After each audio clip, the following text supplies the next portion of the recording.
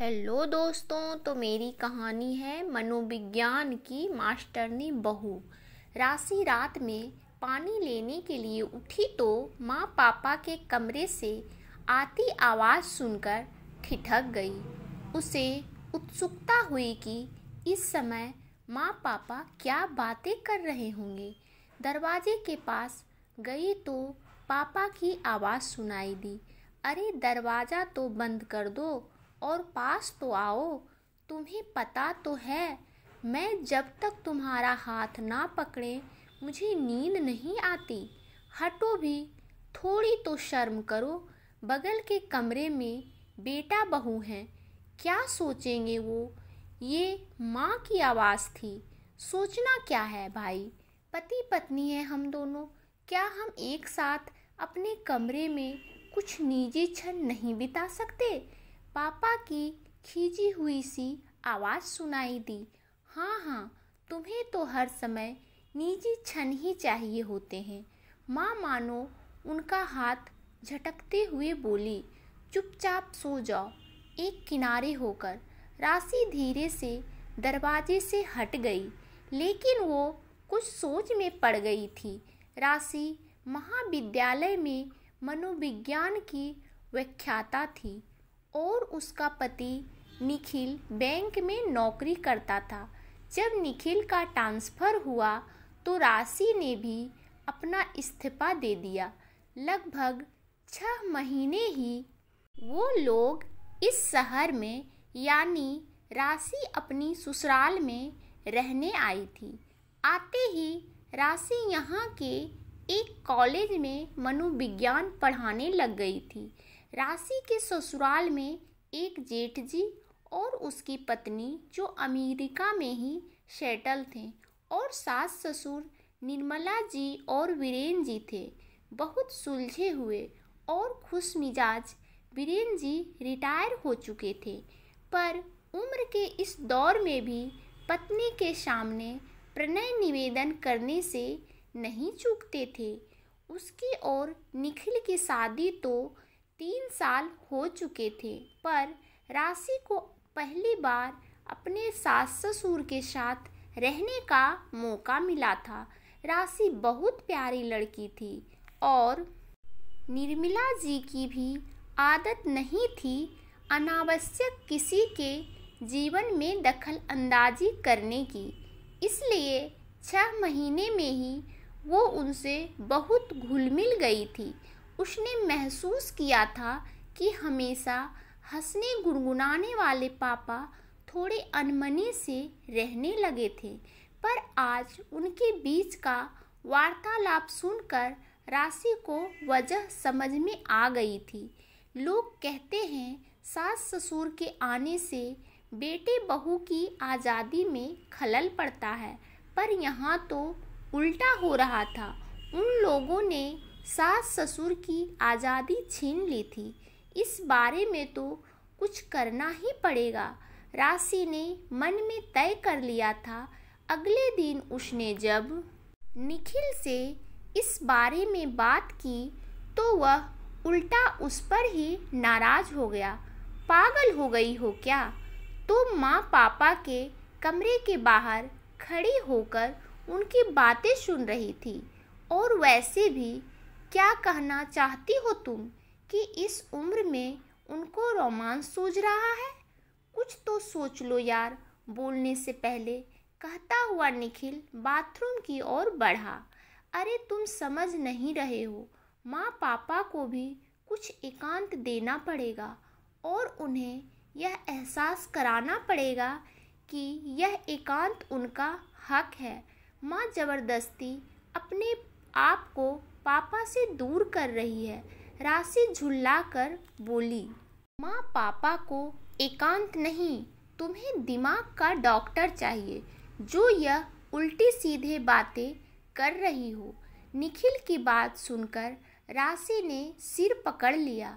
लगता है इन दोनों माँ बेटे का इलाज एक साथ करना पड़ेगा। निर्मला देवी स्वयं को घर के कामकाज में उलझाए रखती थी।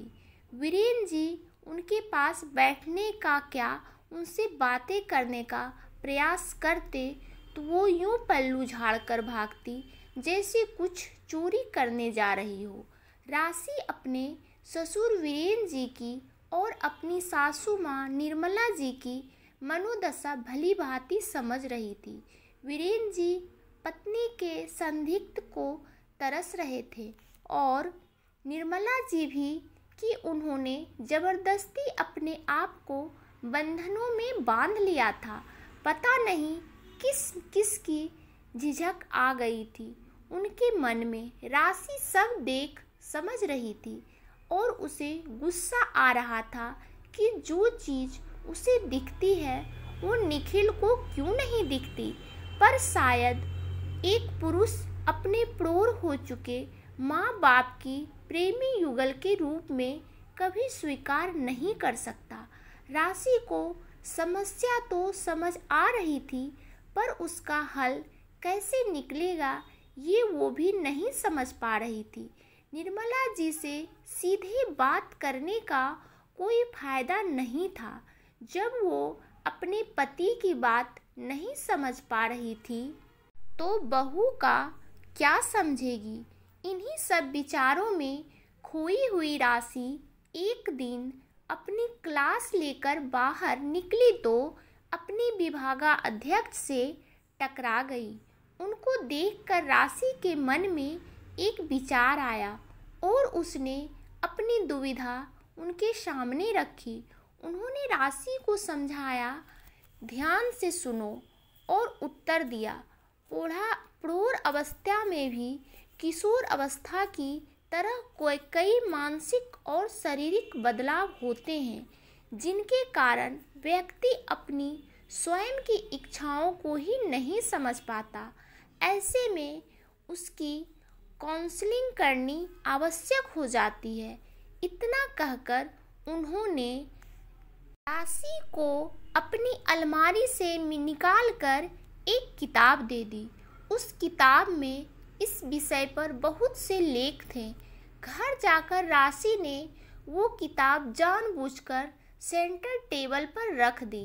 अगले दिन दोपहर को राशि कॉलेज से आई तो उसने माँ को किताब पढ़ते हुए पाया। उसके माथे पर सोच की गहरी लकीर थी। राशि के होठों पर एक छोटी सी मुस्कुराहट आ गई। पहला पड़ाव तो पार हो गया था, अब दूसरे का प्रबंध करना था। 2 दिन बाद इतवार को टीवी पर आ रही बधाई हो फिल्म ने राशि को एक मौका मानो तस्तरी में सजाकर दिया। उस दिन राशि ने जानबूझकर खाना उसी समय लगाया जब टीवी पर पिक्चर आ रही थी। सबको पता था कि पिक्चर किस विषय पर है। निखिल ने कन्नी काटने की कोशिश की। आज मुझे बहुत काम है, कमरे में ही खाना लगा दो, लैपटॉप पर काम भी कर लूँगा। सासू माँ निर्मला जी ने अपना पत्ता फेंका। बहू, आज मैं फुलके उतार देती हूँ। लेकिन राशि भी अपनी धुन की पक्की थी। निखिल को किनारे ले जाकर बोली, तुम्हारे जैसे मूढ़ मगज के लिए ही यह पिक्चर। और सासू माँ को समझाया, मम्मी आप पिक्चर देखिए, बहुत अच्छी है। देखिएगा इसमें सास अपनी बहू को कैसे साथ देती है। थोड़ी आनाकानी के बाद सब बैठ गए। निसंदेह पिक्चर बहुत अच्छी थी, बहुत अच्छे विषय पर थी जिसमें प्रौढ़ अवस्था में पति पत्नी के बीच प्रेम संबंध हो सकता है कि नहीं, इसे बहुत ही सुंदर तरीके से दिखाया गया था।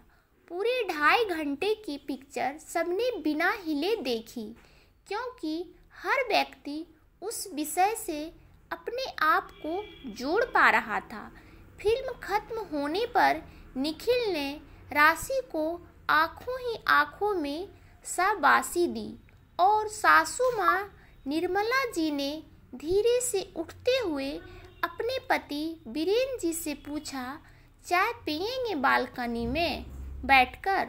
और इसके साथ ही बीरेन जी का चेहरा खिल गया।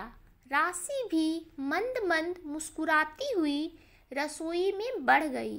बस अब एक आखिरी काम और, लेकिन यह काम निखिल के हाथ से होना चाहिए।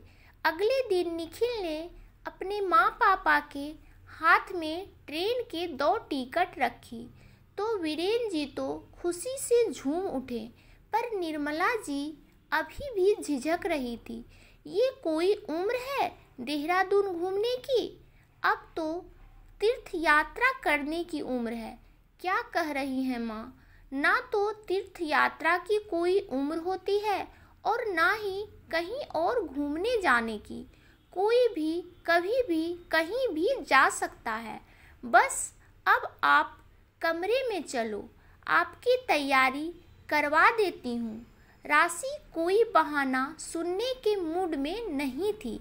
कमरे में आने के बाद निर्मला देवी ने झिझकते हुए राशि से कहा, तू क्यों कर रही है यह सब? मुझे अच्छा नहीं लगता बेटा। तुम दोनों घर पर होगे और हम दोनों बूढ़े घूमने जाएंगे। आज निर्मला जी ने स्वयं बात शुरू की थी। अब राशि के पास मौका था। उसने उनके कंधों से पकड़कर बैठाया और उनका हाथ अपने हाथ में लेकर बोली, माँ, आप क्यों इतना सोचती हैं? अगर आप बूढ़ी हो गई हैं तो इसका मतलब क्या है कि अब आप अपने पति के साथ कुछ समय अकेले नहीं बिता सकती? क्या हो गया?